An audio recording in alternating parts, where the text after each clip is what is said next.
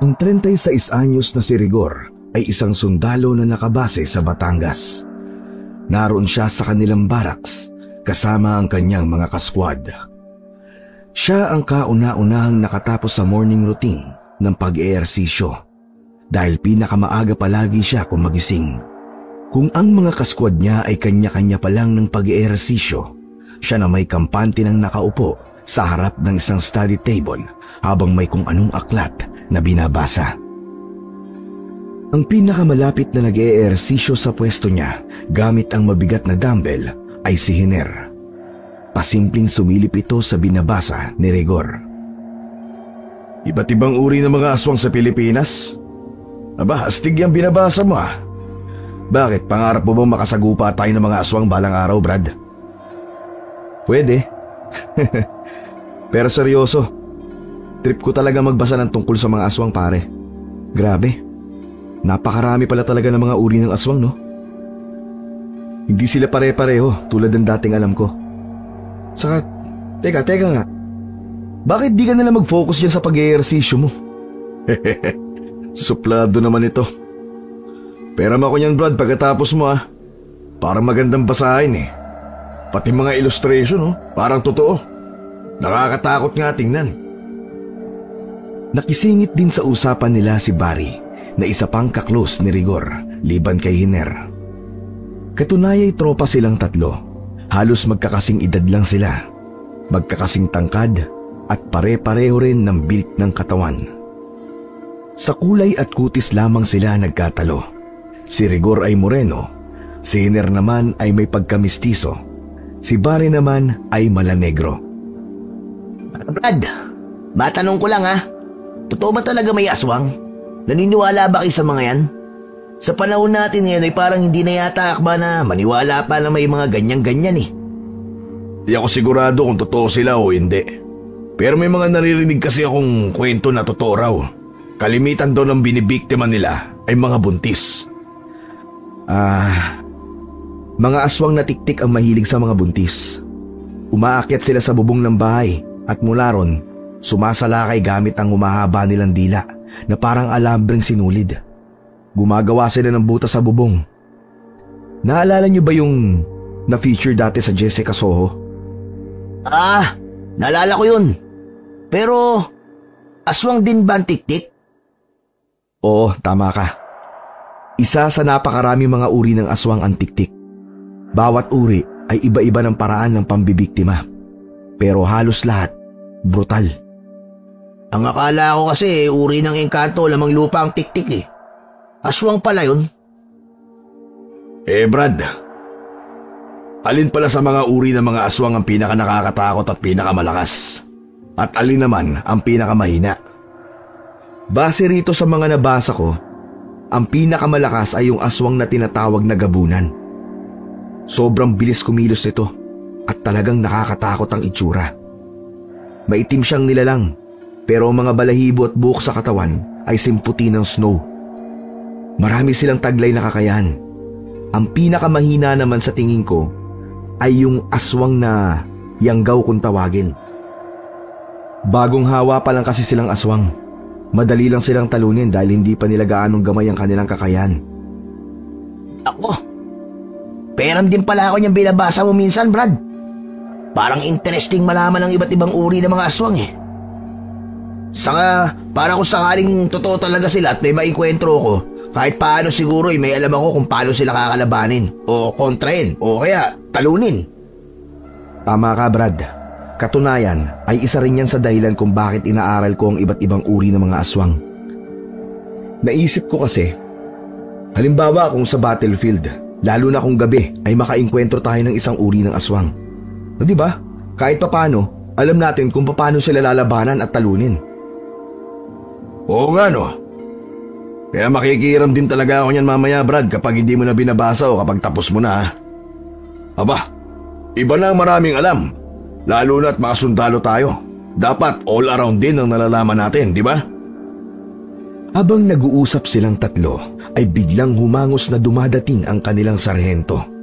Seryoso't kunot ang noo nito. Lahat ng miyembro ng kanilang squad, anuman ang ginagawa, ay mabilis na humilera sa harap nito't sumaludo. Matapos sumaludo ang lahat ng mga sundalo, ay may mahalagang anunsyo ang kanilang sarhento. Magsipaghanda kayo. May mahalagang atas na ibinaba sa akin ng nakatataas. Isang hindi pangkaraniwang atas.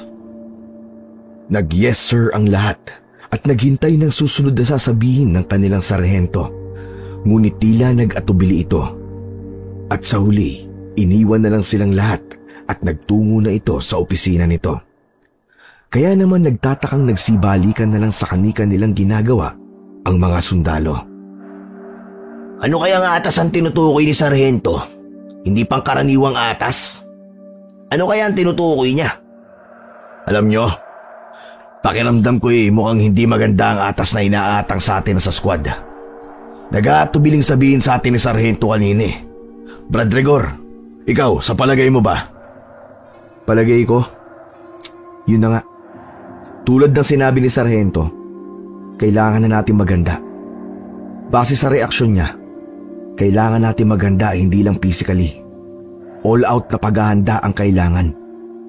Teka, ano bang headlines ngayon sa balita? Baka kahit paano baka may masagap tayong may kinalaman sa posibleng magiging atas sa atin. Pakiramdam ko ikabibigla natin ang atas. Kaya ayaw sabihin kagad ni Sarhento. Teka. Asan ba cellphone ko? Magtitingin ako sa social media. Nakalimutan ko na naman palang i-check ang mga balita. Pabihira naman Sumunod din sina Hiner at Rigor at ginaya ang ginawa ni Barry. Sabay-sabay silang nagsitutok at nag-browse sa kanika nilang mga cellphone. Heat index sa Pilipinas, posibleng pumalo sa 50 degrees. Sa pagsampa ng kalagitnaan ng Mayo. Crime rate sa Batangas City nananatiling mababa. Teka, parang wala namang kakaiba sa mga headlines ngayon mga brad Pag-browse ka pa kasi, Barry. Ang lawak ng Pilipinas ito, may nakita ko. Tensyon sa Spratlys Island. Pinangangambang tumindi dahil sa planong pag-deploy ng 100 fishing vessels mula sa lokal nating mga mangingisda. Kaso parang hindi naman natin sakop to Ito kaya, mga baryo sa isang probinsya sa Visayas, inaatake raw ng hindi matukoy na mga nilalang tuwing gabi. Anong mga nilalang kaya umaatake ron? NPA kaya? Kaya nga cellphone mo, Brad. Patingin ako. Mukhang yan ang kakaiba. Posibleng dyan tayo ipadala. Parteng Visayas pa yan. Malabong tayo ang atasan dyan. Pero kung mga NPA lang naman ang mga makakalaban natin, ayos lang naman kung tayo ang atasan. Sisiw lang ang mga yan. Kaparehas lang din nung ipadala tayo sa Nueva Ecija. Hindi tayo nahirapan sa pakikipaglaban sa mga NPA doon. Paano kung hindi NPA? Kung NPA lang, hindi siguro mag-aatubili ng ganong kanina si Sarhento.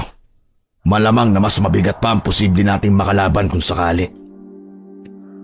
Kinuhanan ng screenshot ni Rigor ang binabasa niyang news article sa cellphone ni Hiner. Pagkatapos ay ipinasa niya ang mga ito sa kanyang cellphone via Bluetooth. Mukhang interesante talaga yung headline na yan Talagang ni-screenshot mo pa. Ano bang meron, Rigor? Basahin niyo ng buo nakapaloob sa balita.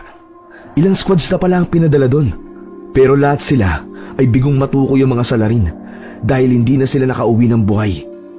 Basta na lang silang nawala at hanggang ngayon, hindi pa rin sila natatagpuan. Parang napaka-misteryoso naman ang kasong yan. Ano nga kaya talaga sumasalakay sa baryong yun tuwing gabi? Mga rebelde kaya? Mga kawatan na nangunguha ng mga tao at binibenta ang kanilang lamang loob? O di kaya ay mga aswang kaya? Naipasok mo talaga bigla sa usapan ng aswang Akala ko ba hindi ka naniniwala sa mga aswang? Napag-usapan lang natin kanina Biglang naging bukang bibig mo na ngayon? Samantala, habang sila'y nag-uusap, si Rigor naman ay hindi magkandaugagang may kung anong hinahanap sa kanyang study table. Mga Brad, nasaan ang aklat na binabasa ko kanina? Inilapag ko lang kanina rito yun Kinuha niyo ba? Ha? Wala akong kinukuha Nandyan lang kanina yun O Hiner, baka kinuha mo? Naku hindi ko gagawin ng basta-bastang kumuha ng gamit ng iba nang wala man ng paalam. Brad, baka naman na-misplace mo lang. Hindi, nandito lang yun sa ibabaw ng study table ko kanina eh. Saan na kaya napunta yun? Sige, mamaya ko na nga lang hahanapin. Bigla lang kasi ako may naisip na uri ng aswang na pinagsususpetsa kung posibleng sangkot sa nangyayari doon sa Visayas. Ibig mo sabihin ikaw rin ay iniisip mong pwedeng aswang ang salarin doon? Habang nag-uusap ang tatlo, sa isang cubicle sa CR ng barracks ay nagtatago ron ang isang kaskwad ni na Roger na si Polo.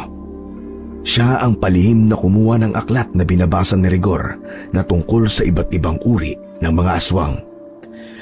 May isang pahina siyang pinunit mula rito. Ang pahinang naka-feature ang isang nakakatakot na uri ng aswang. Isa yung aswang na parang zombie. Matapos na mapilas ni Polo ang pahinang yon, maitupi at maibulsa sa suot niyang uniforme, ay maingat at pasimple siyang pumuslit papunta sa kinaroroonan ni na Rigor. Sinikap niyang ibalik ang aklat sa ibabaw ng study table nang hindi napapansin. Sinamantala niya ang pagkakataon habang nag-uusap ang tatlo. Pagkatapos ay lihim pa siyang nakinig sa pinag-uusapan ng tatlo. Alam nyo, sa mga kasong medyo misteryoso, kahit ano ay may posibilidad na maging salarin hanggat may leads o mga datos na tumuturo sa kanila. Pwede namang alisin sa listahan kapag may bago ng datos na hindi tumuturo sa kanila. Kaya sa ngayon, isa pa rin sa posibleng umaatake sa baryo sa Visayas tuwing gabi ay ang mga aswang. Sa bagay may punto ka dyan, Brad. Pero teka lang, ano nga ba uli yung uri ng aswang na tinitingnan mo kanina sa aklat? Paglinga ni Hiner sa banda ng study table ni Rigor habang nagsasalita ay doon na napansin ang aklat na kanina lang ay nawawala. Uy! Ito naman pala ang aklat Sino naglapag dito? Agad namang napalinga sa tinutukoy ni Hiner sina Rigor at Barry. Ha? Paano biglang lilitaw ang aklat dyan? Nako, pinagtitripan pa yata tayo ng aklat na yan Teka, saang page na ba yung parang zombie na uri ng aswang? Nakalimutan ko na kung anong tawag dun Ngunit nadismaya si Rigor nang mapansin niyang nawawala ang pahinang hinahanap. Naku po, nasaan na yung page na yun? Bakit biglang nawala? Ang tanda ko ay kasunod lang yun ng aswang na gabunan Pero bakit? Teka, wala Wala talaga Bakit di ko makita? Akin na nga Brad at ako magbubuklat. Ang bilis mo kasi magbuklat Baka kaya hindi mo mahanap. Masinsin at medyo dahan-dahang binuklat ni Barry ang kanina'y hawak ni Rigor na aklat. Sa bandang malapit sa aswang na gabunan siya nagbuklat. Sa kanyang pagbubuklat ay may napansin si Hiner na parte ng pahina na pilas. Sandali, Barry. Ibalik mo nga ang pagbubuklat. Parang may nakita akong bahaging pinilas Mukhang may namilas ng isang page sa aklat na yan. At sumunod naman si Barry. Nagbuklat siya pabalik hanggang sa lumantad sa kanila ang tinutukoy ni Hiner. Oo nga May pumilas nga rito sa aklat mo, Rigor. Sino naman kaya ang pumilas nito? Sabay-sabay silang nagpalingalingang tatlo, pero wala naman silang nakitang kahina-hinala sa iba pa nilang mga kaskwad na pwedeng pumilas sa pahina ng aklat na mismong yun pa ang hinahanap ni Rigor. Lahat ng kanilang mga kasamahan ay puro abala sa kani-kanilang mga ginagawa. Si Polo naman na nagkukubli sa gilid ng divider na pader ay hindi nila napansing palihim na tumalilis palayo. Mukhang kanina pa may nakikinig sa usapan natin. Hindi lang natin napapansin. Nagka-interes din ata sa aklat ko. Ang iniisip ko lang ay bakit kaya namilas pa ng isang page. Tapos nagkataon pang yung hinahanap mong pinilas. Di ba? Nakakapagtaka. Baka naman tulad nyo naniniwala rin siyang aswang ang salarin sa nangyari ngayon sa Visayas. Baka tulad mo, Rigor, Yung uri ng aswang na pinilas niya ang posibleng may kinalaman doon. Ano sa palagay mo, pare? Malamang nga, Brad. Pero sino naman kaya sa mga kasamahan natin ang namilas ng page ng aklat ko? Hindi naman ako maramot para kailanganin pa niyang mamilas ng aklat ng may aklat eh. Siyempre, narinig noon na kami rin ni Hiner ay nakikihiram ng aklat mo. Hindi na siguro makapaghintay at mukhang yung page lang talaga na yon ang pakay niya. Teka. Pwede naman nating sa internet na lang hanapin yung uri ng aswang na pinilas mula sa aklat, di ba? Oo nga no. Kaso ang problema ay nakalimutan na ni Rigor kung anong tawag sa aswang na yon. Kakabanggit pa lang ni Hiner ng internet ay nag-search na kagad si Rigor sa hawak niyang cellphone. Madali na lang yan mga Brad kapag sinearch ang iba't ibang uri ng mga aswang. Matatandaan ko rin naman kapag nakita ko sa listahang lalabas dito. Teka. Aha! Eto! Nakita ko na! Ngunit nang babanggitin pa lang sana ni Rigor ang tawag sa uri ng aswang na yon, ay siya namang paglitaw muli ng kanilang sarhento. Matapos tawagin ang kanilang atensyon, ay may inanunsyo sa kanila. Yung bandang unay, hindi nito masabi-sabi. Magsipaghanda kayo. Ang inyong squad ay i-deploy sa pinakatimog na bahagi ng Iloilo bukas ng hapon. Ang trabaho nyo ay para magsilbing guwardya at protektahan ang mga baryo doon na sinasalakay ng di pa natutukoy na mga nilalang tuwing papatak ang gabi. Ang mga naunang pinadala from other units ay hindi pa bumabalik at wala pang balita sa kanila. Kasama sa atas nyo ang tukuyin kung ano ang mga nilalang na umaatake sa baryo at hanapin ang inyong mga kapwa sundalong na unang pinadala doon. May tanong lang po ako, Sargento. Wala po ba talagang nababanggit ang mga residente ron kung ano ang mga nilalang na sumasalakay sa kanilang baryo? Hindi po ba nila alam kung ano yon? Sa totoo lang, isa nga rin yan sa pinagtataka ko. Tikom ang bibig ng mga residente doon.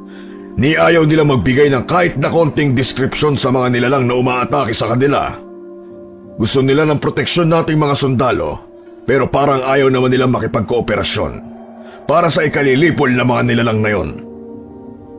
Sargento, may reports naman po siguro galing sa mga naunang squad na na-deploy doon. Pwede niyo po ba kaming i-brief tungkol doon? Yes, I compiled the reports recently. Ipapaprint ko mamaya and each of you will have a copy. Pag-aralan niyong maigi ang arrive at tactical and strategic plans to carry out once you're deployed. Gusto kong kayo na ang huling squad na ipapadala doon. Malaki ang tiwala ko sa inyong taglay na kakayahan. May papangako ba ninyo sa akin gagawin niyo ang lahat para matapos ang pagsalakay sa mga baryo doon? Sabay-sabay namang tumugon ang lahat ng miyembro ng squad na binubuo ng 14 na miyembro. 7 ang bumubuo sa Base of Fire Unit at 7 rin para sa Maneuver Unit. Lahat sila ay highly trained at exceptionally skilled soldiers. Very good. I will leave by now for some important meetings with the others. Hintayin niyo ang copy ng reports. Your body, Mr. Sampson, will distribute it later.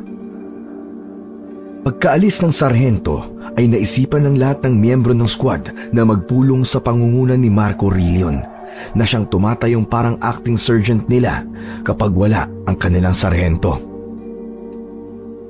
Squadmates, kailangan natin mag-meeting mamaya makapananghali para pag-usapan ang tungkol sa posibleng misteryosong mga nilalang na umaatake sa mga baryo sa katimugang parte ng Iloilo.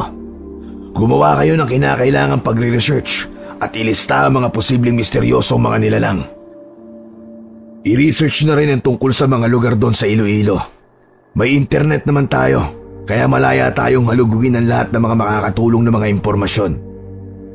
Ganun na nga ang ginawa ni Barry, Hiner at Rigor. Para mas maging efficient ang gagawin nating research mga Brad, ay maghati-hati tayong 3 ng tututukan sa internet. Ako ay sa uri ng mga aswang na posibleng kandidatong salarin sa mga pag-atake sa mga baryo sa Iloilo. Ikaw naman, Hiner, ang i-research mo ay tungkol sa mga baryo sa Iloilo. Alamin mo ang talagang sitwasyon doon. Kung may history, ay isama mo na rin. Ikaw naman, Barry, Ang sayo naman ay subukan mong sa Facebook maghanap ng mga kakilala mong taga Iloilo o kakilala ng mga friends mo na mga taga Iloilo rin. Pagkatapos ay magtanong-tanong ka sa sitwasyon doon. Ikaw na ang bahala tungkol sa mga kailangan pang mga itatanong. Basta ang goal ay makakalap tayo ng mahalagang mga datos na magagamit natin para maging matagumpay ang ating misyon.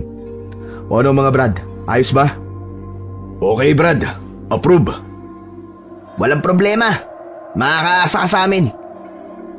Samantala, ang kasamahan naman nilang si Polo na bandang unay pasikretong kumuha ng aklat ni Rigor at namilas mula ron ng isang pahina ay nagtatago naman sa cubicle ng CR. Hawak nito ang kanyang cellphone sa tapat ng kanyang tenga. May kung sinong pabulong itong kinakausap sa kabilang linya. Ano Cynthia? Nakuha mo na ba ang mga batong itim ni na lolo at lola? Ha?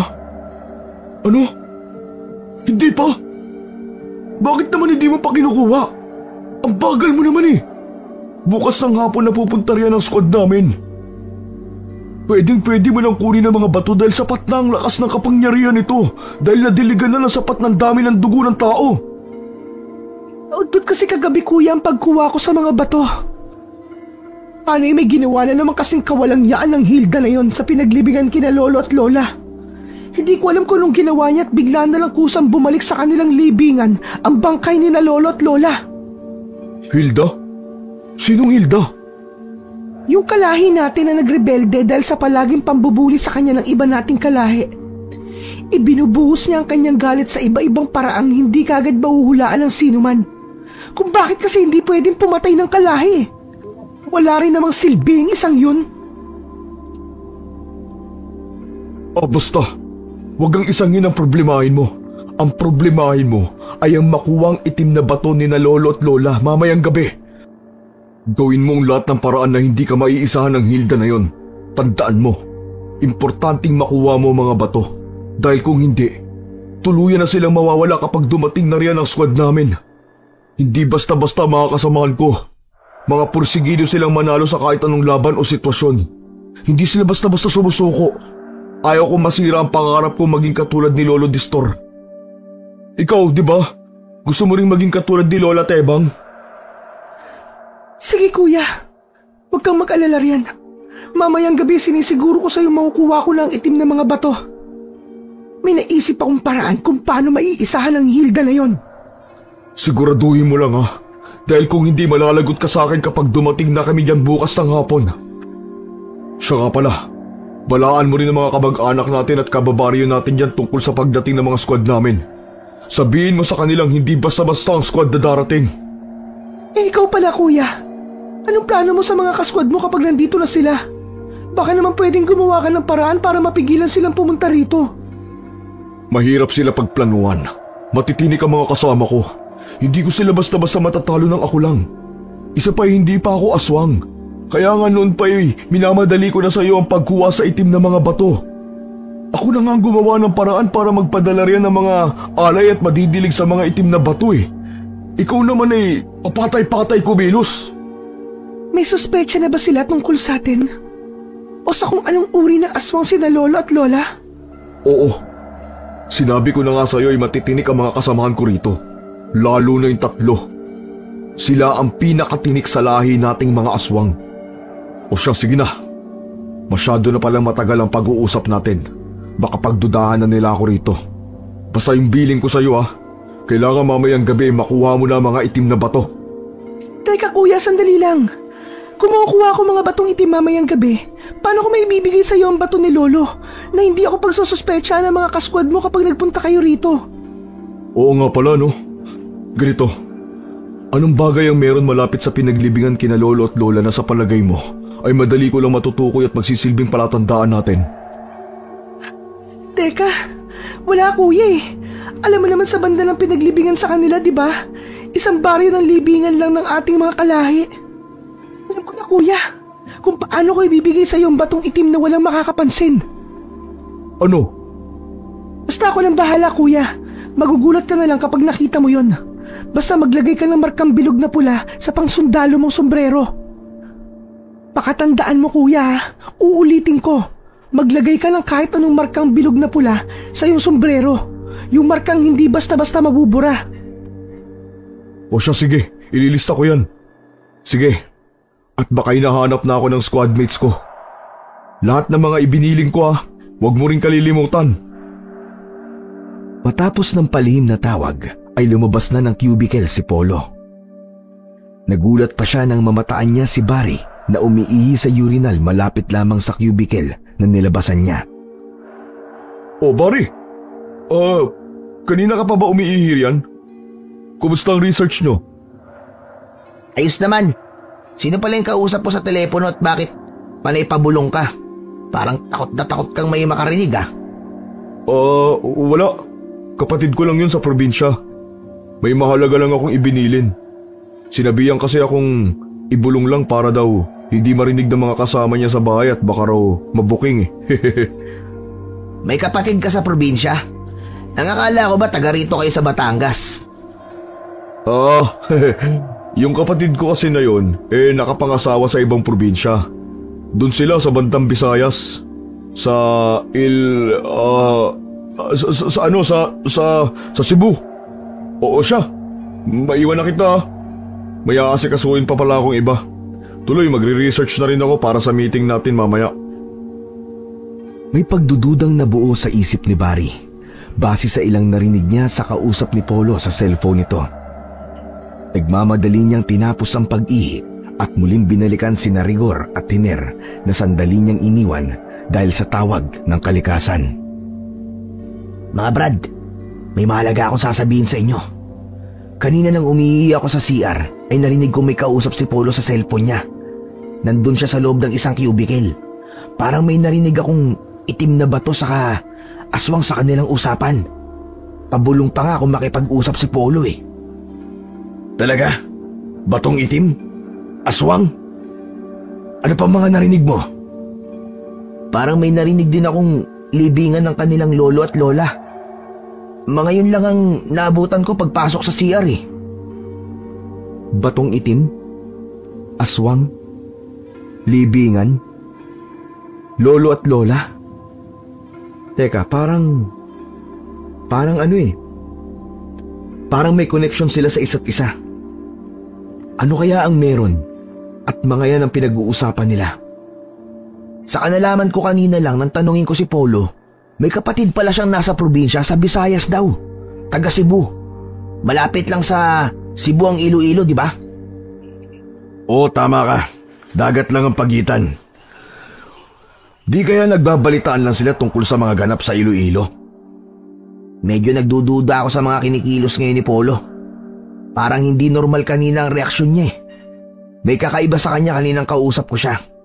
Yung reaksyon niya ay halatang reaksyon ng may sikretong itinatago. Mukhang may itinatago nga sa atin si Polo. Noon pa man ay medyo may pagka-weird na yun. Ganito ang gawin natin Pasikreto nating manmanan ang bawat galaw niya. Ang goal lang natin ay alamin kung may sikreto ba talaga siyang tinatago o sadyang weird lang talaga siya. Sige, game ako riyan, tol. Paano kung mabuking natin na aswang pala ang kasamahan nating yun?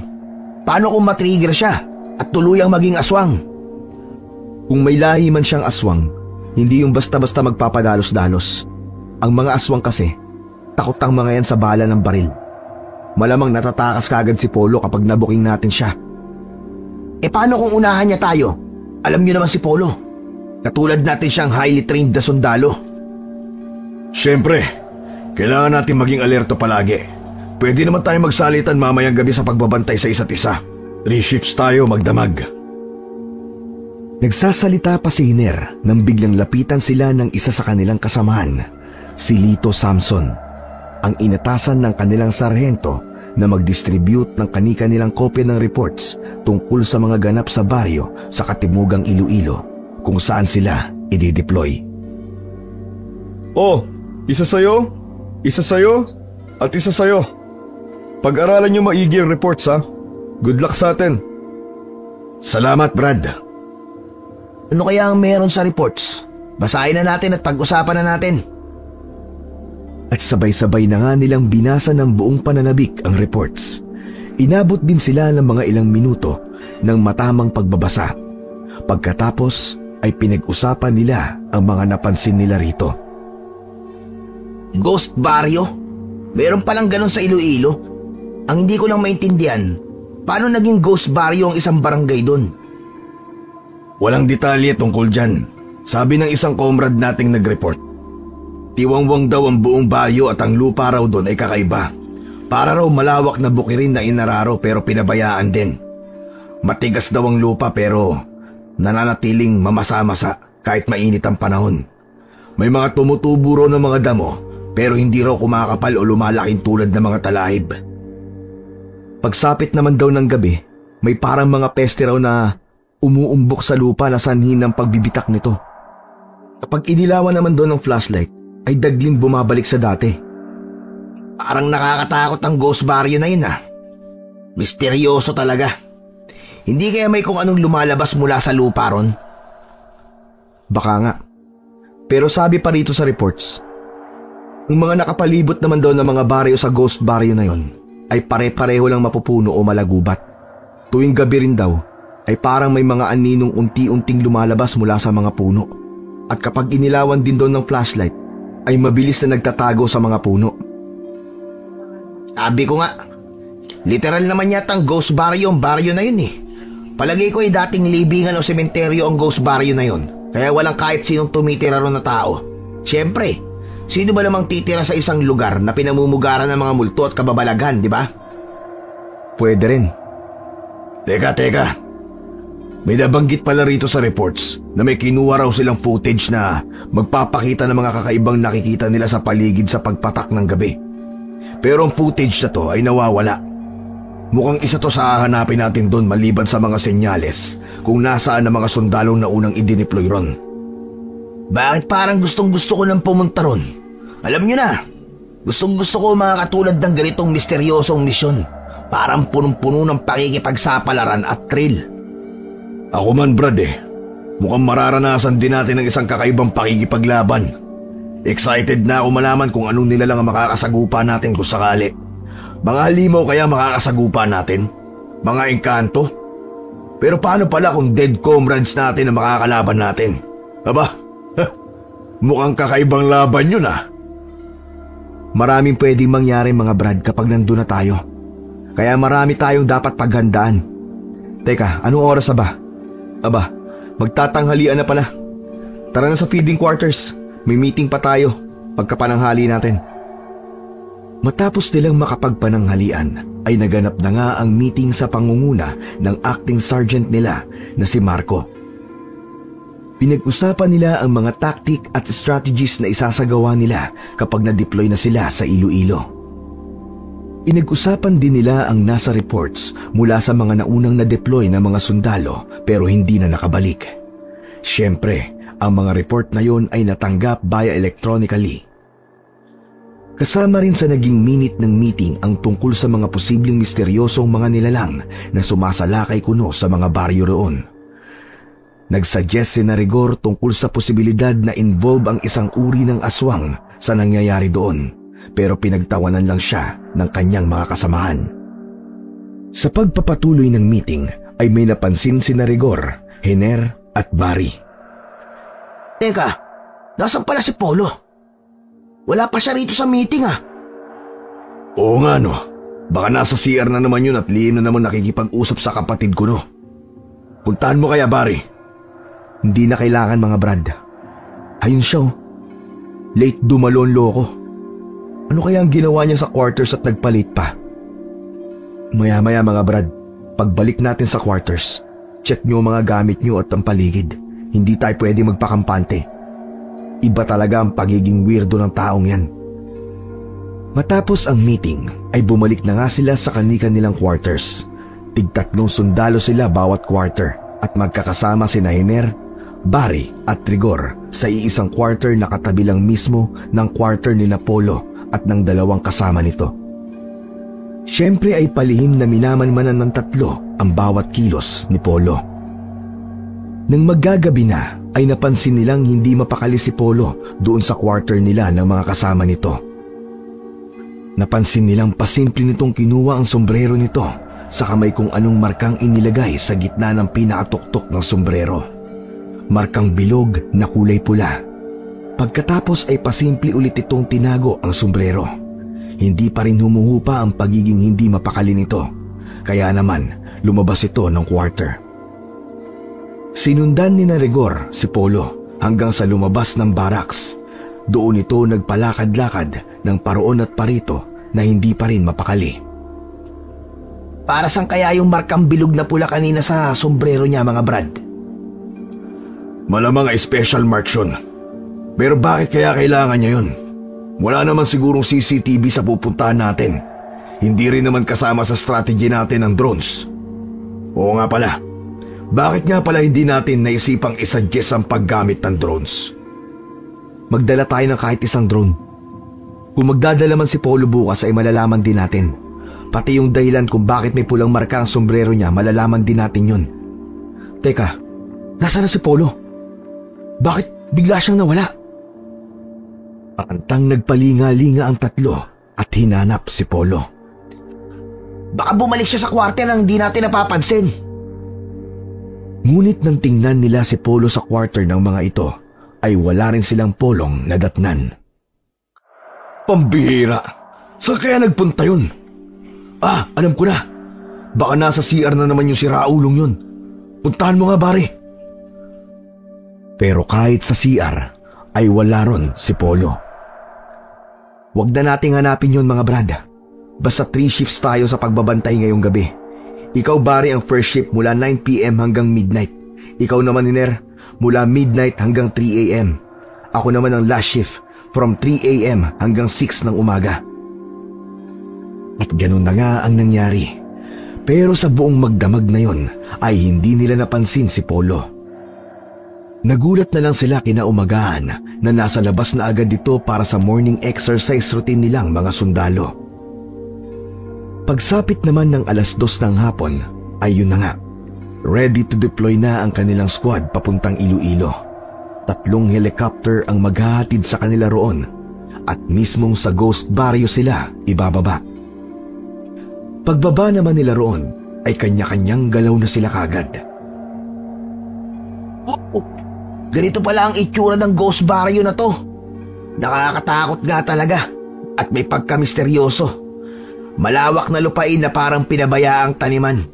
Ang lupa, tingnan nyo, talagang ang medyo mamasa-masa at para bang kabubungkal lang. May mga uka-uka at mga umbok na parang may malalaking uod na nakapailalim sa loob. Oo nga, kakaiba ang baryong to. Teka, Brad Rigor, yumuko ka nga ulit. Bakit may bilog na pulang marka rin ang sombrero mo na tulad ng kay Polo? Shh! Huwag ka maingay. Baka marinig tayo ni Polo. Curious lang akong malaman kung para saan ang markang bilog na pula, kaya naglagay din ako. Siya nga pala, magtayo na rin kayo ng tent nating 3. Pagtulungan yung 2. O naman, pagaganahin ko lang at susubukan kong paikutin ng drone rito sa buong baryo nang walang nakakapansin. Gumawa ng pansamantalang mababang poste si Rigor na pansamantalang pinagsabitan nila ng mga dala nilang soldier bags. Nagsilbi niyang kublihan ito para hindi mapansin ang kanyang ginagawa ng kanilang ibang kasama. Pinalipad ni Rigor ang drone at sinimulang ilibot ito sa buong Ghost Barrio. Makaraan ang ilang minuto ay may nahagip na tao ang kanyang drone. Isang babae na nakasalampak sa mamasamasang lupa.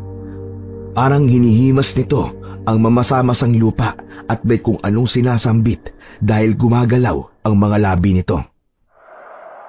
Mga Brad, dyan lang kayo ha. May pupuntahan lang ako saglit na nakita ko sa drone.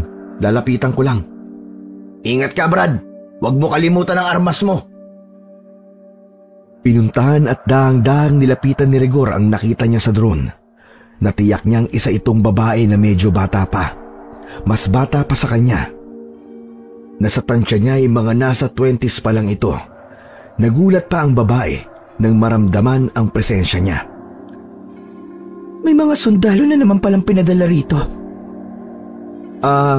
Anong ginagawa mo rito?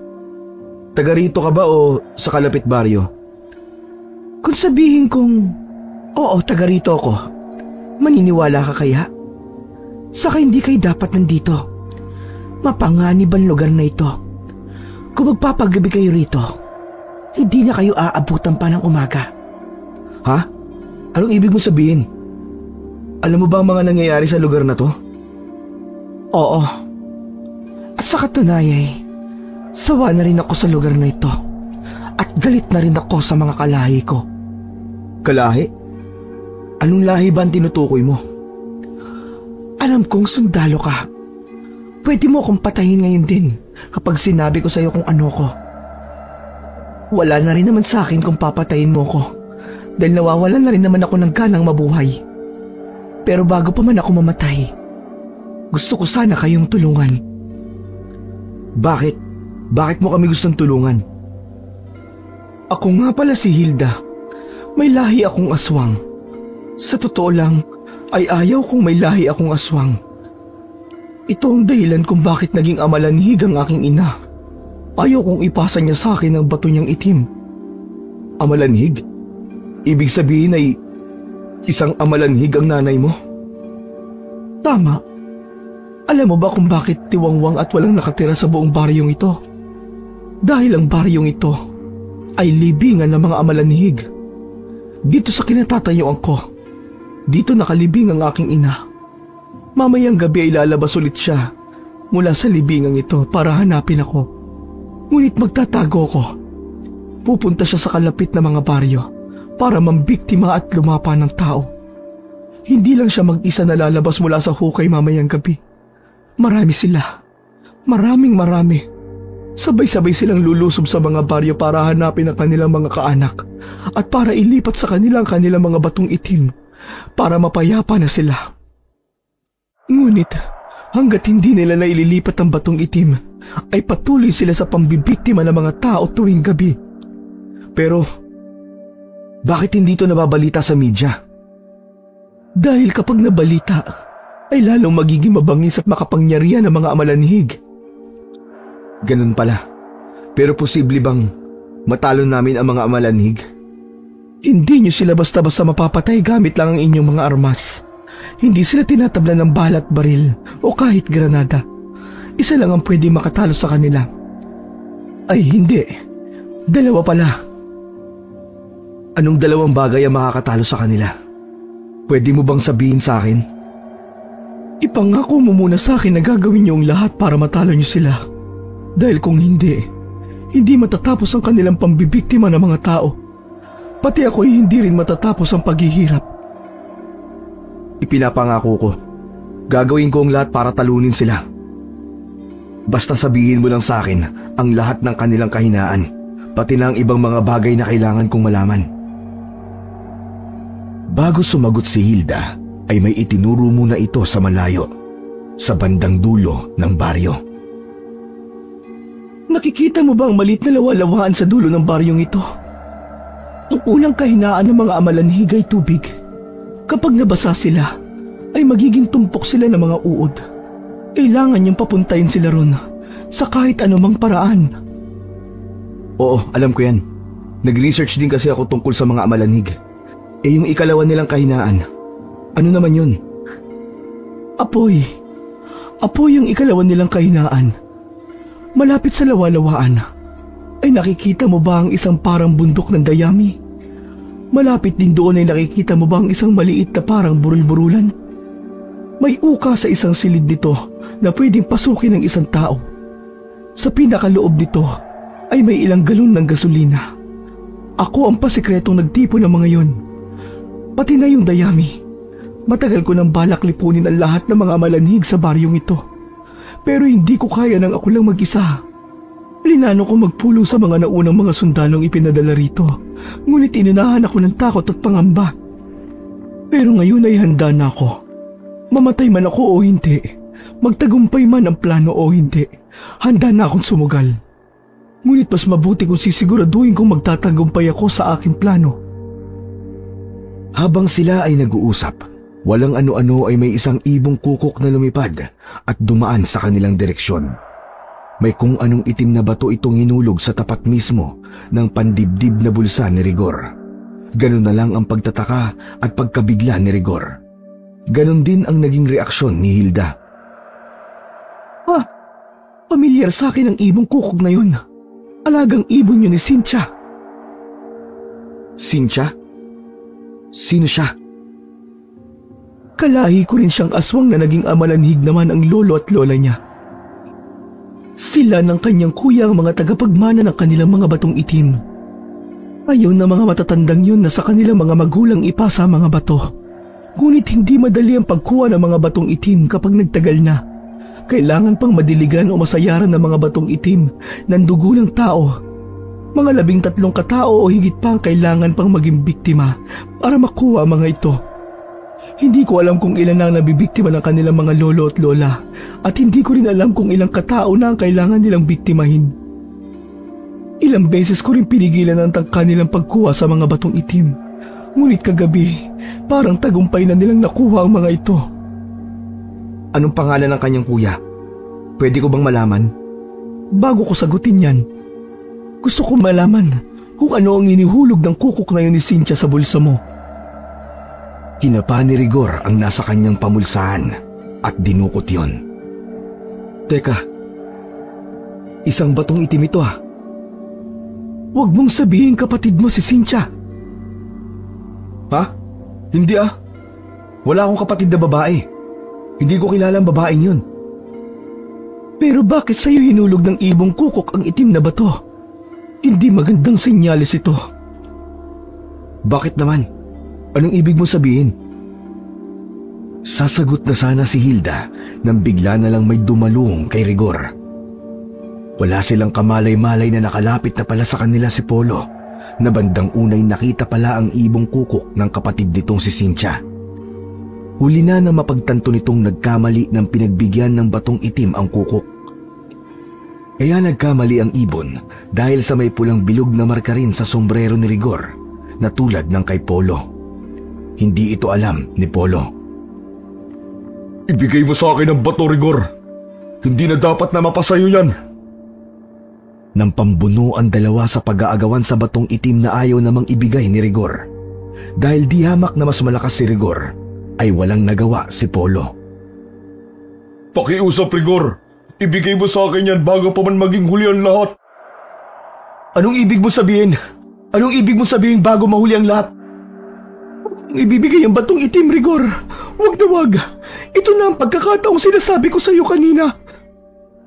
Bigla-bigla ay nanggigil na sinugod ni Polo si Hilda. Hayop ka, Hilda!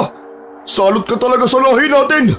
Hindi mo ba alam kung ano mangyayari kapag nagkamali ng pinagbigyan ng batong itim? Alam ko, hindi ako tangang tulad yung magkapatid. Dala ng matinding galit ay kay bilis na ikinasa ni Polo ang hawak niyang rifle at sunod-sunod na pinaputukan ang walang nagawang si Hilda. Ang sumunod ay katakot-takot na ugong na nagmumula sa ilalim ng lupa kasabay ng di maipaliwanag na pagyanig nito. Pagkaraan ay may kung anong isa-isang naglabasan mula sa ilalim ng lupa. Nagsibangon ang mga amalanhig kahit hindi pa gabi dahil sa nangyaring maling pagkapasa ng itim na bato. At ang naglabasang mga amalanhig ay talagang napakarami. Mga kasama! Magsipaghanda kayo! May mga halimaw! Nilulusog tayo ng mga halimaw! Set fire! Set fire! May mga halimaw! Ngunit sa hindi inaasahang pagkakataon, ang mga amalanhig ay hindi tinatablan ng bala ng rifle. Patuloy lang sila sa unti-unting paglapit at tangkang pag-atake sa mga sundalo. Isa-isang nilapa ng mga amalanhig ang mga kasamahan ni Rigor. Umalingaw-ngaw sa ere ang katakot-takot nilang mga sigaw hanggang tuluyan silang bawian ng buhay at brutal na nilantakan ng mga amalanhig na nagmistulang mga zombie na uhaw sa dugo at laman ng tao. Samantala, si Polo naman ay sinamantala ang komosyon para sana tangkaing barilin si Rigor.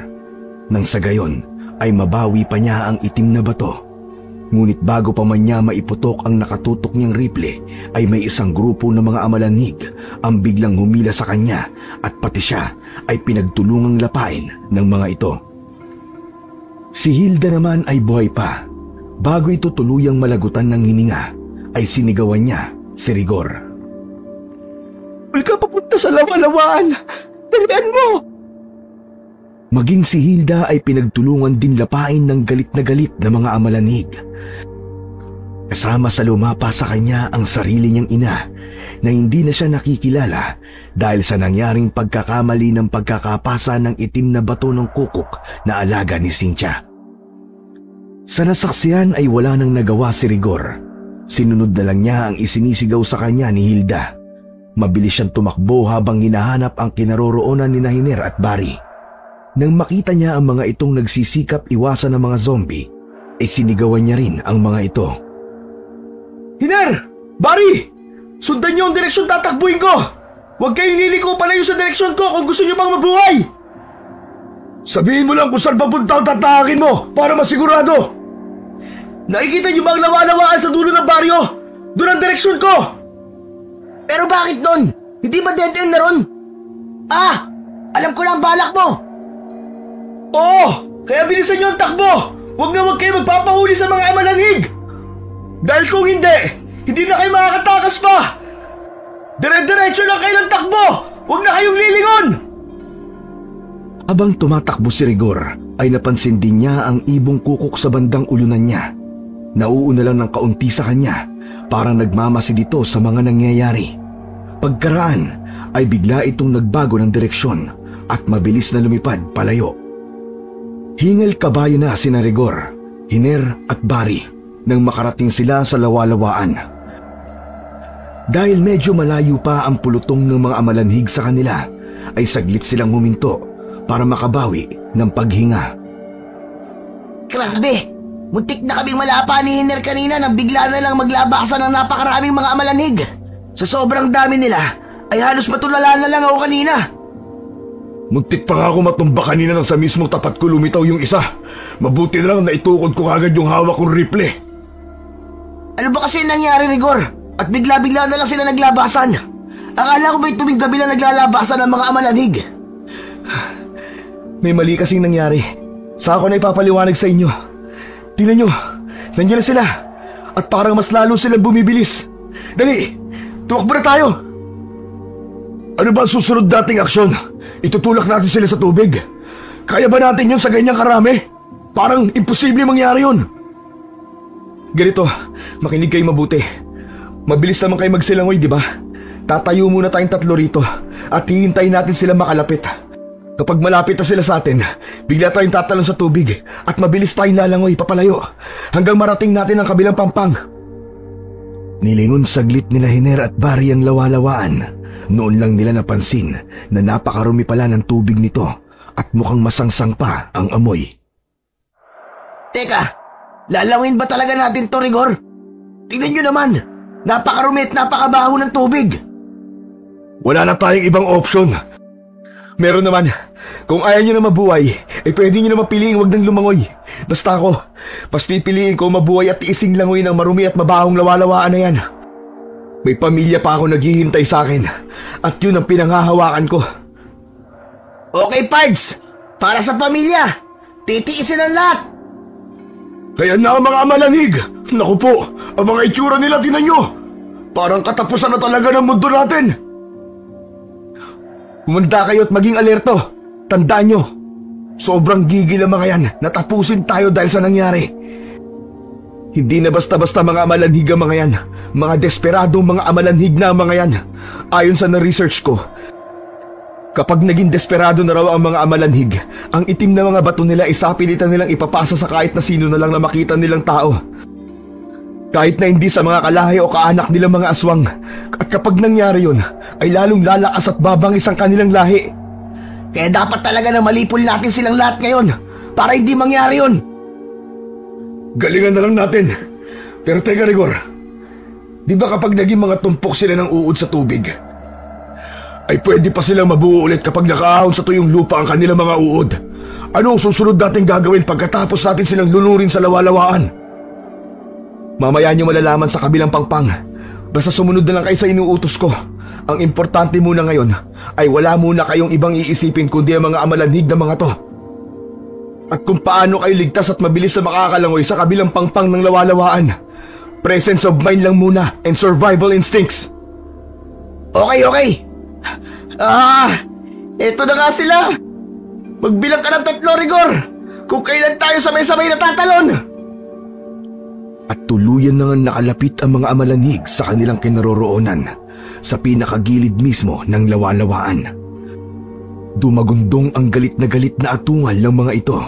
Tila atat na atat ang mga itong sunggaban ang 3. 1, 2, 3, talon! Umuntikan pang hindi nakatalon si Hiner dahil sa talagang nandidiri siya sa amoy ng tubig sa lawalawaan. Mabuti na lang at sinadya ni Barry na hawakan ng isa niyang braso kaya nahila rin siya palagapak sa maruming tubig. Mabilis na sumisid pa ilalim ang 3 sa pangambang baka madaganan sila ng napakaraming amalanhig na grupo-grupong nahulog sa tubig.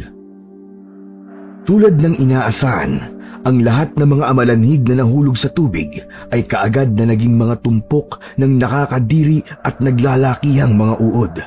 Ang ilan ay nagtalsikan pa at naglundagan sa ere. Mabilis na kumalat ang mga ito at humalo sa napakarumi at lalo pang bumaho na tubig. Dahil dito ay lalong nataranta si Rigor at talagang nagmamadaling makarating sa kabilang pangpang. Unang nakarating sa pangpang si Hiner, sumunod si Barry at panghuli si Rigor. Grabe! Sobrang nakakadiri talaga!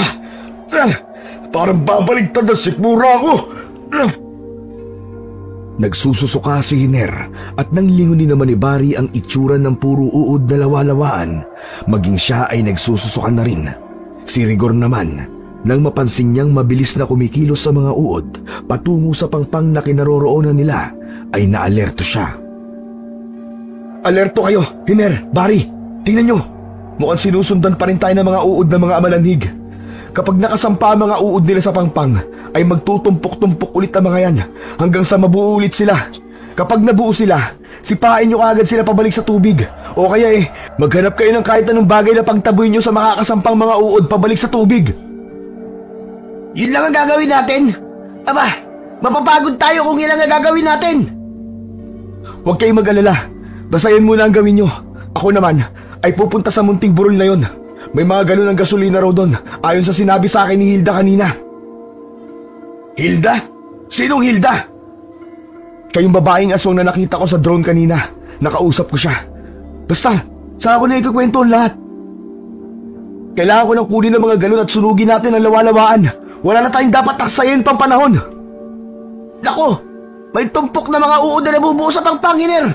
Alerto na! Rigor, sige na! Ikaw nang bahala sa mga galon. Bilisan mo at kami nang bahala sa mga to. Patakbong pinuntahan ni Rigor ang mababang burol na pinagtaguan ni Hilda ng mga galon ng gasolina. Nahirapan pa siyang hanapin ang sikretong pasukan nito. Ngunit nang papasukin na niya ang lagusan, ay nabigla siya ng may kung anong nilalang na hinila siya palabas gamit ang matatalas itong mga kuko. Pagharap ni Rigor ay isang babaeng aswang pala ang nilalang na yon. Galit na galit ang nakakatakot na anyo nito. Nagbabaga ang pulang-pula at ugatang mga mata. Naglalangit-ngitan at naglalakihan ang matatalas itong mga pangil. Ang itim na mahabang dila nito'y labas-masok sa naglalaway nitong bibig na tila mo'y dila ng isang ahas. Magbabayad ka sa ginawa mo kay Kuya Polo. Akala mo ba'y magtatagumpay ka sa mga binabalak mo? Hindi! Hindi ka magtatagumpay! Habang nagsasalita ang aswang, ay alerto at pasimpleng kinapa ni Rigor ang nakatago niyang jungle knife na gawa sa silver. Pinaghandaan niya talaga yon para sa posibleng close combat sa mga aswang kung sakaling mangyari ang katulad na nangyayari sa kanya ngayon. Iaangat na sana ng aswang na si Cynthia si Rigor sa ere para doon siya lapain. Pero hindi pa man, ay mabilis nang inundayan ni Rigor ng saksak si Cynthia. Ngunit mabilis ding nakatunog si Cynthia. Kaya naiiwas nito ang dibdib sa mga ulos ni Rigor. Sa puntong ito'y tumulong na rin ang kasama pala ni Cynthia na alaga nitong ibong kukok. Sumugod din ito kay Rigor at ang kanyang mga mata ang pinuntirya nito. Kahit todo pikit para hindi tuluyang matuka ang kanyang mga mata, ay patuloy sa mabilis na pag-ulos at pagwasiwas ng hawak niyang jungle knife si Rigor. Tinalasan na lang niya ang kanyang pandama para masiguro niyang matatamaan pa rin niya ang aswang kasama na ang alaga nitong ibon. Nagtamo rin ng matinding kalmot si Rigor sa kanyang muka at katawan mula sa matatalas na mga kuko ni Cynthia. Ngunit habang tumatagal ay parang unti-unting bumabagal ang pag-atake niya kay Rigor. Kaya pala ito bumagal ay dahil nanghina ito dahil sa mga sugat itong dulot ng jungle knife na gawa sa silver na siyang kahinaan ng mga aswang. Pagdilat ni Rigor ng kanyang mga mata ay pareho ng nakahandusay sa lupa ang aswang na si Cynthia at alaga nitong ibong kukok. Wala nang inaksaya pang oras si Rigor, lalo na nang makita niyang nahihirapan na sina Hiner at Barry sa may pangpang ng lawalawaan. Pansin niyang napapagod na ang mga ito. Rigor! Rigor! Napapagod na kami! Bakit ang tagal mo? Nasaan ka na ba? Ang tagal mo naman! Baka hindi na namin ito makayanan! Winakasan na nga ni Rigor ang buhay ni Cynthia at ng kukok sa pamamagitan ng pagsaksak sa mga ito sa kanilang dibdib ng hawak niyang silver na jungle knife. Ang sunod niyang ginawa ay ang apurahang kuhain ang mga galon ng gasolina. Inilabas niya to mula sa sikretong lagusan ng munting burol. Dali-dali niyang isa-isang itinakbo mga ito sa kinaroroonan ni Hiner at Barry. Heto na mga gasolina! Buksan nyo! Magmadali kayo! Ibuhos yung pakalat sa buong lawalawaan! Umpisahan niyo sa mga gilid dito para hindi na makasampa sa pangpang ang mga uod ng mga amalanhig. Mabilis namang sumunod sina Hiner at Barry, pero dahil halatang pagod na sila'y tumulong na rin si Rigor. Saka na lang niya hahakutin ang mga dayami sa isang banda malapit sa lawalawaan. Inabot sila ng pasimula ng takip silim bago nila naibuhos lahat ng laman ng mga galon ng gasolina sa lawalawaan. Papadilim na, Rigor! Kailangan na natin silaban ang lawa! Pero teka pa pala! Paano pala natin sisilaban ang lawa? May dala ba tayong lighter? Oo nga pala! Teka, baka may dala ko rito! Kinapa ni Hiner ang kanyang pamulsahan sa suot niyang uniforme. Buti na lamang at meron siyang dalang lighter. Eto, meron ako! Buti may naisinid pala akong lighter sa bulsa ko. Di ko alam kung sisindi pa to. Lumangoy kasi tayo sa tubig kaya malamang nababad to sa tubig. Akin na, Brad, subukan natin. Baka sakaling sumindi pa. Hindi pwedeng hindi natin masilaban ng mga amalanhig. Walang ano-ano, habang nag-uusap pa sila, nakarinig sila ng kakaibang mga ungol sa paligid. Mga ungol na kapares ng mga amalanhig. Alerto silang nagpalinga-linga para tukuyin kung ano ang mga nasa paligid. Teka, naririnig niyo ba yon? Parang may mga amalanhig pa yata. Tignan nyo! Mula sa puno sa malayo! May kung ano naglalabasan! Tinanaw nila kung ano ang mga nilalang na naglalabasan mula sa mga puno. Napamura pa si Rigor nang mapagtanto kung ano ang mga ito. Anak nang, may mga amalanhig pa palang natira at mula sa puno naman sila nagtago. Lamang yun nasa reports na parang mga aninong nagtatago sa mga puno. Ngayong papadilim lang sila lumalabas. Kailangan din natin sila maakay papunta sa lawalawaan bago natin tutuluyang silaban. Paano natin gagawin yun? Lalawi ba ulit tayo sa tubig na nabuhusan na natin ng gasolina? At ang atungal ng mga amalanhig ay lalong lumalakas, senyales na mabilis silang nakakalapit sa kinaroroonan nilang tatlo. Ayan na sila! Tayo talaga ang puntirya nila, kaya wala tayong choice kundi ang ipahin ng mga sarili natin at lumangoy ulit sa lawalawaan. Paano ang lighter natin? Baka lalong hindi sumindi kapag nababad ulit sa tubig. Oo nga pala no. Sige, ganito, makinig kayo. Hawakan mo muna tong lighter, Hiner. Ikaw na pala, Barry. Baka hindi na naman agad makatalon si Hiner sa tubig at makalimutan ko siyang hilahin. Pero bago ituloy ni Rigor ang kanyang sasabihin, ay inakay muna niya si Hiner sa gilid ng pangpang ng lawa. Sinikap niyang sabuyan ang nagulat at nandidiring si Hiner ng tubig na may halong gasolina galing sa lawa. Ang ilang sumamang uod na kumikislot pa ay pinagtitiris na lamang nila gamit ang kanilang mga paa. Ayan, siguro naman ay hindi ka na maaamoy ng mga amalanhig.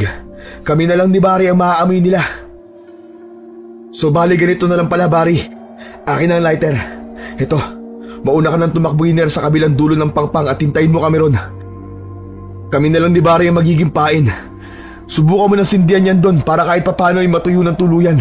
Para kapag kailangan na, ay siguradong sisindi na. Huwag mo lang ilapit sa katawan mo na may gasolina. Baka mamaya pati ikaw ay umapoy. Sige, extra ingat lang.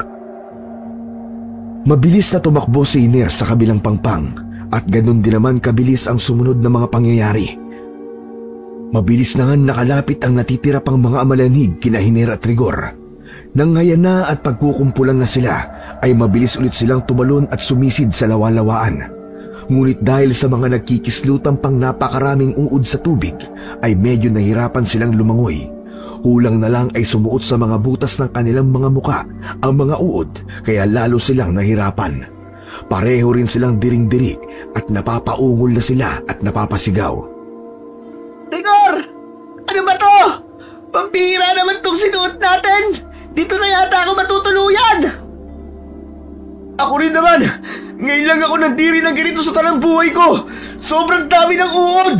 Nakakadiri! Halos hindi na ako makagalaw! Si Hiner naman sa kabilang pangpang ay hindi pa rin mapasindi ang hawak nitong lighter. Patuloy pa rin siya sa pagkiskis nito. Wisit kang lighter ka! Gumana ka na! Hindi pwedeng hindi ka gumana! Gumana ka! Gumana ka! Gumana ka! Uluyan na ngang lumatag ang dilim at maya-maya pa nang maramdaman ni Barry at Rigor na nakasampa na sila sa pangpang. Ngunit ang kanilang pinangangambahan ay malamang na may mga uod na nakasama sa kanila sa kanilang pag-ahon. Hiner! Hiner, nasa ka na? Sindihan mo na ang lighter! Kailangan na natin silaban ng lawalawaan! Hindi pwedeng abutin tayo ng umagay na hindi pa rin sila nalilipol! Hindi natin alam kung anong pwede mangyari sa kanila pagsapit ng umaga! Muli nang pinagkiskis ni Hiner ang hawak niyang lighter. Huminto lang siya saglit dahil nangawit na ang kanyang hinlalaki sa kakapaikot ng kiskisan ng gear ng lighter. At sa wakas, sumindi na ito. Ngunit saglit lang. Lumayo-layo muna kayo mga brad! Baka masilaban kayo! Susubukan ko pa uli! Sigurado ako, sisindi na to! Sige na! Ito na, nakalayo na kami! Subukan mo na ulit! Tapos patagalin mo ng konti! Titingnan ko lang kung nasa ng banda mga bunto ng dayami! Kailangan kong kumuha ng kaunting dayami at ikakalat papunta sa gilid ng pangpang na pinag-ahunan natin kanina! Ganun na nga ang ginawa ni Hiner. Ngunit nang sumindi ito'y, laking gulat nila nang may isa na namang amalanhig ang muling nabuo sa gilid ng pangpang. Sa pinagsampahan mismo ni Rigor, aakma sana ito ng sugod sa pinakamalapit dito na si Barry. Ngunit mabilis itong malakas na sinipa ni Barry, kaya tumilapon ulit ang amalanhig pabalik sa lawalawaan. Naging tumpok ulit ito ng mga uod at humalo sa tubig. Si Rigor naman, bago muling namatay ang sindi ng lighter, ay namataan niya kung saan banda ang bunton ng dayami. Kahit madilim ay tumakbo siya sa direksyon nito. Nang mabunggo niya ang bunton, ay agad-agad siyang kumuha ng isang yakap at itinakbo pabalik sa dating pwesto. Dahil madilim, ay tinansya na lang ang distansya nito. Sige na, Hiner! Sindihan mo ulit ang lighter ng medyo matagal! Sige na, gawin mo na! Sa tulong ng liwanag ng lighter, ay mabilis na isinaboy at ikinalat ni Rigor ang nakuwang dayami sa gilid ng pangpang at papunta sa katubigan.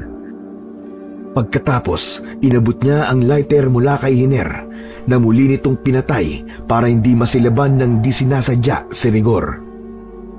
Si Rigor na ang buong ingat na nagsindi sa dayami, ngunit bago pa man ay binalaan na niya sina Hiner at Barry. Tumakbo kayo na mabilis palayo pag sinindihan ko ng lighter. Bibilang ako ng 3. 1, 2, 3, takbo! Mabilis na lumagablab at kumalat ang apoy sa ibabaw ng lawalawaan. Ngunit silang 3, kahit mabibilis naman sana silang magsitakbo, ay inabot pa rin ang impact ng biglaang paglagablab ng apoy. Nasilaban pa rin ang kani-kanilang mga katawan, kaya naman mabilis silang nagpagulong-gulong sa tamang-tama namang mamasa-masang lupa. Inabot din sila ng mga 2 minuto sa pagpagulong-gulong bago tuluyang naapula ang apoy sa kani-kanilang katawan. Sobra ang pagod nila pagkatapos, bunga nito'y tuluyan silang iginupo ng kanilang mga katawan at tinalo ng antok. Kinabukasan, huling nagising si Rigor. Pagdilat ng kanyang mga mata ay nakita niyang patuloy na sinisilaban ni Barry ang lawalawaan sa pamamagitan ng mga dayami na tiyaga nitong hinakot. Si Hiner naman ay may hawak-hawak na cellphone at kasalukuyang kinokontak ang kanilang sarhento. Tagumpay po ang misyon natin, Sargento. Yes, sir. Eliminated na po mga nilalang na sumasalakay sa mga baryo. Yes, sir. Pero saka na po namin sasabihin sa inyo kung anong klaseng nilalang po ang sumalakay. We also found the footage, a solid proof kung sakaling hindi kayo maniwala. Yes, sir. There are 3 survivors. Ako, si Barry, at si Rigor, sir. Tinawag ni Rigor ang pinsan ni Hiner at sinenyasan itong magpadala ng helicopter para sunduin sila. Anyway, sir, kailangan niyo po kami sunduin dito. Magdala rin ho kayo ng paramedics to treat our burns. And also, my comrades are energyless. Wala pa ho kaming kain mula kagabi, Sargento. Okay. All your wish will be granted handsomely. Enjoy your VIP breakfast later. Sa kanilang pagbabalik sa barracks, sinabi nila sa kanilang sarhento kung anong uri ng nilalang ang sumalakay sa baryo at pumapatay ng mga tao. Agad naman itong sinabi sa mga nakatataas pang opisyal, ngunit minabuti nilang itago sa media ang nangyari para hindi na magdulot pa ng kaguluhan at takot sa mga mamamayan. Sila naman ay pinayagan munang magpahinga at makauwi sa kani-kanilang mga pamilya. Ngunit kahit kailan ay hindi nila malilimutan na minsan silang nakipaglaban sa mga nilalang na hindi bala ang sandata, kundi pananampalataya. Ang 36 anyos na si Rigor ay isang